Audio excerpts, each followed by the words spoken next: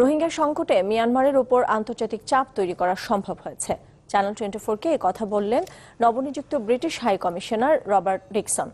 জানান, আন্তর্জাতিক এই চাপের মুখে একটু একটু করে বরফ গলতে শুরু করেছে।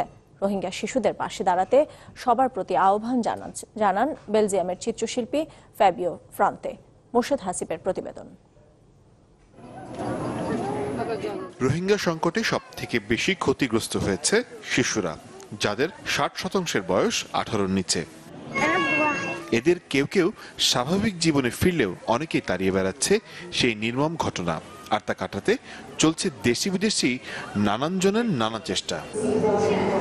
এজন্য সম্প্রতি আয়োজন করা হয় চিত্রাঙ্কন প্রদর্শনীর, যেখানে রোহিঙ্গা শিশু রেখেছে মনের মতো করে।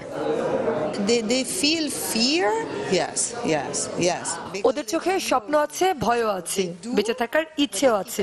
আমাদের ওদের স্বপ্নগুলোকে ডানা মেলতে দিতে হবে। ওদের স্বপ্নের কথাকে গুরুত্ব দিলেই ওদের মধ্যে আর হিংস্রতা তৈরি হবে না। তবে এই সংকটের সমাধান এত সহজেই মিলবে না মনে করেন নবনিযুক্ত যুক্তরাজ্যের ঢাকার হাই কমিশনার। তবে ধীর গতিতে হলেও বরফ গলতে শুরু করেছে মিয়ানমারেরও।